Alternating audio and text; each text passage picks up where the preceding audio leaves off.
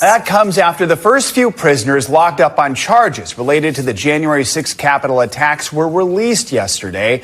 They walked out of prison after President Trump pardoned about 1,500 January 6 defendants and commuted the sentences of 14 prisoners. Among those set free, the former head of the far-right group the Proud Boys, Enrique Tarrio, and the former Oath Keepers leader, Stuart Rhodes.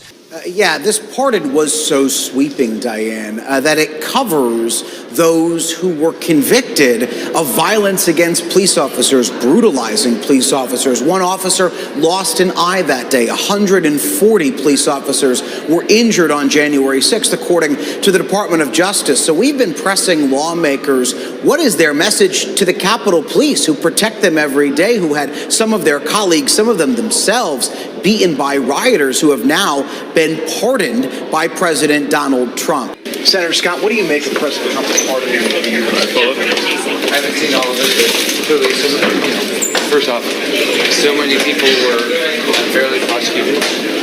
What about those that assaulted police officers? I don't believe anybody. If you violate the law, you should be prosecuted. But what about those who assaulted police officers and then were pardoned by the president? I haven't seen any. I haven't gone into the detail. But there are those pardons that exist. I'll have to read it. What's up, everybody? Major Retired Richard Ojeda here, and let's talk about these pardons, shall we? Donald Trump just pardoned 1,500 January 6 rioters. These aren't your average folks who were caught up in the moment. These were violent extremists armed with zip ties, bear spray, and a whole lot of malice, storming the Capitol to overturn the results of a free and fair election. These were people who were willing to break windows, attack law enforcement officers, and disrupt the very foundation of our democracy. And yet, Trump's going to pat them on the back and call them patriots. These people have already served years in prison, and they've served them viciously. It's a disgusting prison. It's been horrible. It's inhumane. It's been a terrible, terrible thing. Patriots? No. These were insurrectionists, and we all know it. Pardoning them isn't just a slap in the face to democracy, it's a direct invitation to future violence. Trump's sending the message that political violence in his name will be rewarded. This is what happens when you let a man like Trump get away with everything. He gets to rewrite the rules, and violence becomes a tool of political loyalty. Marco Rubio, I'm sure you remember that name, because back in 2021, Rubio was one of the first to condemn January 6. Let's begin with January 6 pardons. Back when this happened, you called it a national embarrassment, saying we now have third world countries that are lecturing us and we have tin pot dictators that are mocking us. Of course, you're now America's top diplomat. You'll be speaking with your counterparts around the world. What message does that pardon send to them? Well, I don't anticipate a single one of our partners will ask about it, obviously, and you know this well from your time in the administration. And my job is to focus on the foreign policy of the United States. I have a different job this morning and a different focus, and it's one that demands 100% of our attention. But fast forward to now, Rubio's sitting on Good Morning America talking to George Stephanopoulos, and Stephanopoulos isn't letting him off the hook. But as a senator, you did say that it affected our standing in the world. You don't believe that anymore?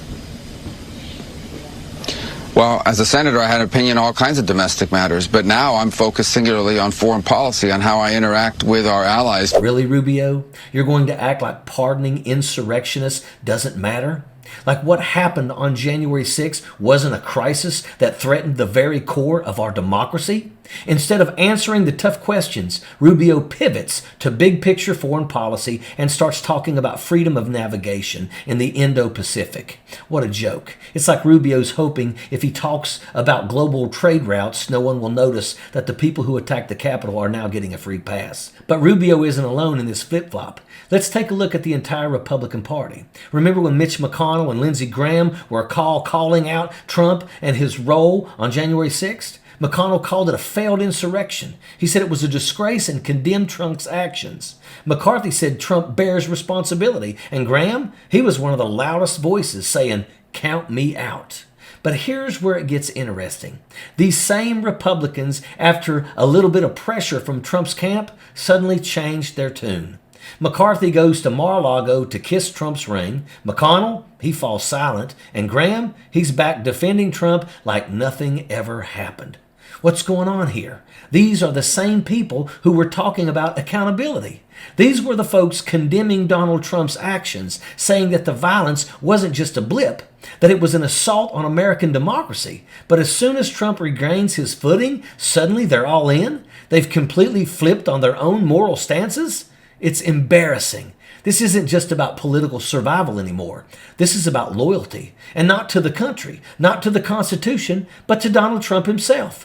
They've abandoned any semblance of leadership. These are supposed to be the men and women who stand up for this country, but instead, they're spineless sycophants who'll do whatever it takes to keep their power, even if it means betraying the values they used to claim to stand for. Now we've got a brand new BS Barbie, Trump's mouthpiece, Caroline Leavitt. Making her first appearance as press secretary, she was asked about these pardons by Brian Kilmeade. And what did she say? She said, "I don't think it's causing much controversy." But we are looking forward now, and President Trump looks forward to restoring our Justice Department and law and order in this country and ending the weaponization of justice that has taken place against him and his supporters over the last 4 years under the Biden-Harris administration. How does that play into President Trump? That have anything to do with President Trump pardoning all the J6ers, which is causing some controversy this morning?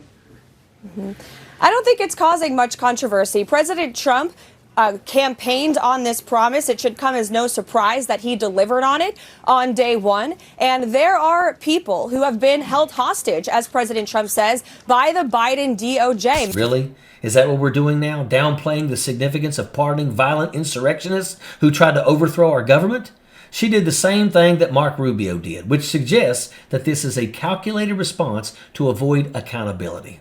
This is the narrative we're getting from Donald Trump's camp. Don't worry about it. It's not a big deal. No one's making a fuss. Well, that's the dangerous narrative they want to push. It's all about minimizing the damage, making the public think it's not a big deal that these rioters, these people who attacked police officers, vandalized the Capitol, and tried to stop the peaceful transfer of power are being let off the hook. Trump's team is doing everything that they can to normalize what happened on January the 6th. They're making it seem like it was just a little misstep and that these people are just misunderstood patriots. They're doing their best to make sure nobody looks too closely at the pardons and how they undermine everything that our country, the United States of America, stands for. This isn't just about us. This is about America's role in the world. When we let these pardons slide, what message are we sending to the rest of the world? How can we talk about democracy, human rights, and justice when we've got violent insurrectionists walking free? When we allow this kind of thing to happen, it sends a message that political loyalty is more important than accountability, that violence can be rewarded if it helps you hold on to power. The world is watching, and right now they're seeing that the United States, the beacon of democracy, is willing to forgive an attack on its own government. They're seeing that Donald Trump and the GOP are willing to let violence slide if it serves their interests. That's a dangerous precedent, and it's one that the rest of the world is paying attention to. We cannot allow Trump's pardons to become the norm, but this is going to be a long 4 years. It's like the American people got sentenced as the rioters go free. It's disheartening. We need to make sure that what happened on January the 6th doesn't happen again. But pardoning these actors in the riot definitely complicates matters for sure.